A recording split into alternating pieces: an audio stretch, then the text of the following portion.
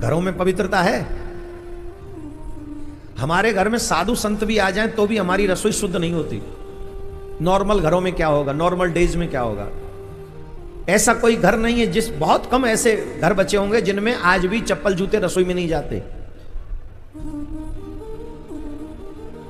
Belt पहनकर हम लोग भोजन करते हैं, जूते पहनकर हम लोग भोजन करते हैं।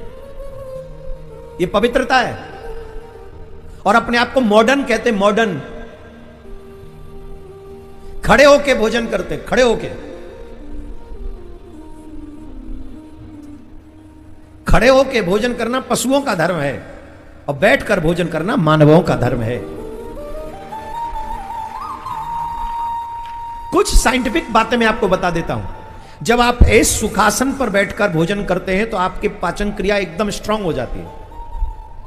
आप ऐसे बैठ के जब भोजन करेंगे तो, और खड़े होकर भोजन करेंगे, क्योंकि पशुओं का स्ट्रक्चर वैसा बना है बॉडी का कि वो खड़े होकर भोजन करेंगे तो पचा सकेंगे, और हम बैठ के भोजन करेंगे तो हम पचा सकेंगे। दुर्भाग्य देखिए, मानव बनकर आए हैं, पशुओं जैसा व्यवहार करते हैं। चमड़ा शुद्ध होता है क्या? शुद्ध? जोर से बोलो। अशुद्ध। भाई लोग कभी बेल्ट उतारते हैं भोजन करने से पहले, जो पैंट में बांध रखी होती है? जवाब दो। इवन कितने लोग तो अभी भी पैंट पहन के बैठे हैं और बेल्ट बांध के बैठे हैं, और वो बेल्ट चमड़े की होगी। कर क्या रहे हैं? बोले कथा सुन रहे हैं। अभी शुद्धता है क्या? शुद्धता है? जवाब दो। और एक जगह में कथा करने गया, वहां जूतों को नीचे रख के आसन बना के उनके ऊपर बैठ के कथा सुन रहे। भैया आपने तो कुर्ता पजामा पहना था, आप कहां चले? भैया आपने तो बेल्ट नहीं पहनी थी, आप कहां जा रहे हैं? अरे राम राम राम राम। तो हम कहां थे? हम शुद्धता की बात करें। शुद्धता है। माता बहन रसोई में चप्पल जूते पहन के रोटी बनाती और फिर कहती मेरे पति की ना बुद्धि शुद्ध नहीं रहती। किस किस देवी को लगता है कि मेरे पति की बुद्धि ठीक नहीं है? जिन जिन को लगता है मेरे हस्बैंड की बुद्धि ठीक नहीं, हाथ उठाओ।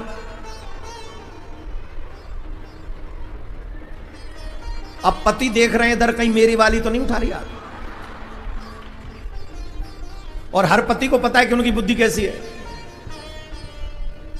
देखो, पति की बुद्धि खराब करने में, बच्चों की बुद्धि खराब करने में हमारी रसोई का बहुत बड़ा हाथ है। आप लोगों ने एक कहावत सुनी होगी, जैसा खाओगे अन्न वैसा होगा। तो अन्न कैसा खा रहे हो ये सोच समझ के आपको बात करनी पड़ेगी। इसमें पवित्रता, रसोई में पवित्रता बहुत जरूरी है। हम आग्रह कर रहे हैं, आप हमारे आग्रह को स्वीकार करिए। रसोई में चप्पल जूते नहीं जाने चाहिए। रसोई में झूठ बिटार, कितने लोग ऐसे प्लेट लेकर रसोई में खड़े होकर खा रहे होते हैं। पत्नी वहीं रोटी सेक रही है, पति वहीं ठाड़ो भैंसा की तरह वहीं खा रहा हो। तू को है, भगवान ने मानव बनाया, तू बैठे खा ले, वहीं ठाड़ो रसोई में ही। अच्छा, पत्नी इसलिए सुखी है कि मुझे अब इसको देने नहीं जाना पड़ेगा, और पति जो हमारे सुखी है कि वो चूल्हे पे तो उतर उतर के मिल रही है, दोनों ही खुश है। ये भूल गए कि रसोई अशुद्ध हो गई, झूठी हो गई।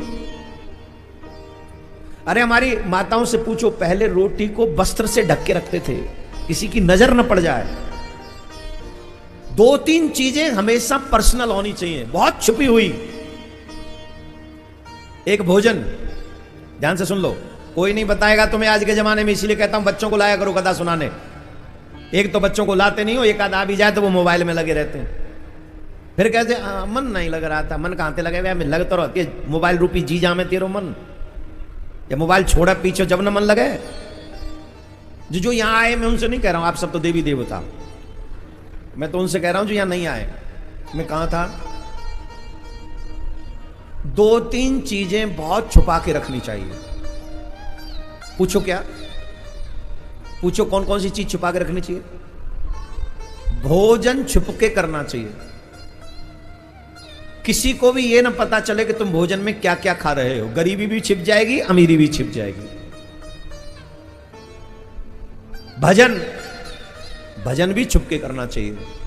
आप कितना भजन करते हो, दुनिया में ढिढोरा पीटने की कोई आवश्यकता नहीं। जितना भजन छुपा हुआ होगा उतना ही आपके लिए पावरफुल होगा, जितना छुपा होगा।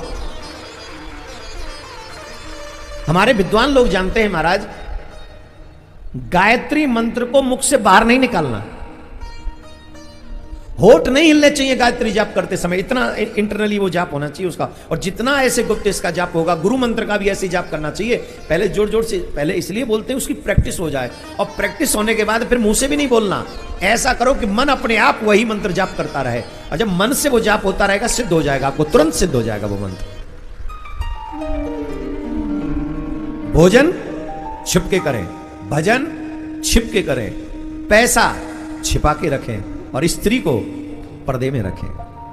अब इस बात से थोड़ा सा, पर्दे माने ज्यादा स्त्री का प्रदर्शन, हमारे घर की बहन बेटियों का प्रदर्शन हमको नहीं करना चाहिए।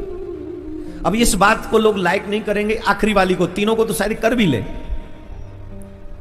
लेकिन इस बात को डिसलाइक करने से पहले ईमानदारी से आज के माहौल को देख लेना। बस हमने जब से मर्यादाओं का उल्लंघन किया है, तब से न पति सुरक्षित है न पत्नी सुरक्षित है।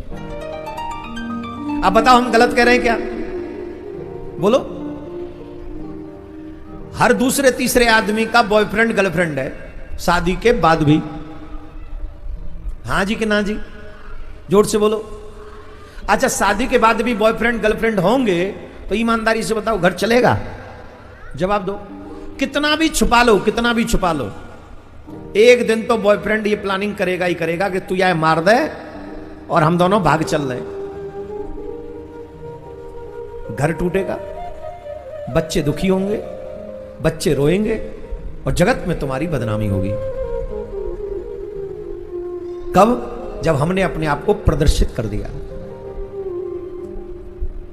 इन सब के पीछे एकमात्र कारण यही है, स्त्री, भजन, भोजन और लक्ष्मी ये पर्दे में रहनी चाहिए, जिससे बुरे लोगों की दृष्टि उस पे न पड़े और वो सुरक्षित रहे। भजन भी सुरक्षित रहे, भोजन भी सुरक्षित रहे, लक्ष्मी भी सुरक्षित रहे। अब तुम 50-50 500 की गड्डी हाथ में लेके तुम निकल जाओ एक बार कथा में और फिर बैठ जाओ, गारंटी अगर तुम उन्हें बचा के ले जाओ तो कोई ना कोई तो हाथ साफ कर ही देगा, वो छुपा के रखनी पड़ेगी आपको। तो इसलिए हमें भोजन भी मर्यादित करना चाहिए और शुद्धता से करना चाहिए। तो न तो पवित्रता बची, न तपस्या बची, तीसरी दया। आप बताइए, दया है? हम लोगों में दया बची? अब किसी का एक्सीडेंट हो जाए, लोग वीडियो बनाएंगे उसका, लेकिन उसकी हेल्प नहीं करते। ये जानते हुए भी कि आजकल हिंदुओं का एक ही बेटा होता है, ये जानते हुए भी कि सरकार ने ये नियम बना दिया है कि जो हेल्प करेगा सरकार, और पुलिस उससे नहीं पूछेगी उसकी मर्जी के बिना, तो भी हम उसको हॉस्पिटल नहीं पहुंचाते, पुलिस के नंबर पे कॉल नहीं करते, एम्बुलेंस नहीं बुलाते। क्यों? अरे हमें क्या पड़ी।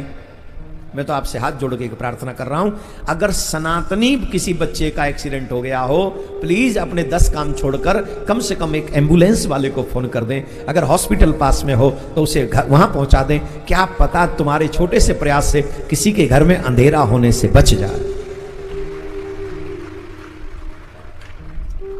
यह कार्य आप अवश्य करें, हमारा आग्रह है, हमारे आग्रह को स्वीकार करें। पर कलयुग है, न तप बचा, न दया बची, न पवित्रता बची। अब तो एक ही चीज बची है, क्या? दान। क्या बचा है? दान। और दान ही के कारण धर्म आगे बढ़ रहा है। जब मानव धर्म कर रहा है, दान कर रहा है। अब तो देखो, किसी ने दान नहीं दिया होता तो ये पंडाल नहीं लगता, ये सुंदर आयोजन नहीं हो रहा होता, और यहां पर जो सुंदर सुंदर भजन आप लोग कराते रहते हैं, कीर्तन कराते रहते हैं, जागरण कराते रहते हैं, ये बिना किसी के दान के होगा क्या? अच्छा, कई लोग कहते ही रहते हैं इतने इतने कथाओं में खर्चा करने से क्या लाभ? क्या लाभ? ये तो जिसे लाभ मिला हो उससे पूछो।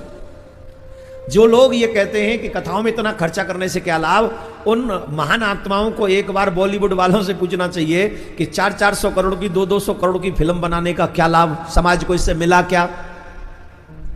इस कथा ने दिया, यहां लोगों के बच्चों के माथे पे तिलक दिख रहा होगा आपको कईयों के, ये किसने दिया? सत्संग ने दिया। गले में तुलसी दिख रही होगी, ये किसने दिया? कथाओं ने दिया। कई लोगों ने गलत रास्ते, मदिरा छोड़ दी, शराब छोड़ दी, मांस छोड़ दिया, उल्टे सीधे काम छोड़ दिया, किसने दिया? सत्संग ने दिया। मूवियों ने क्या दिया? चोरी कैसे करनी है वो आइडिया दिया।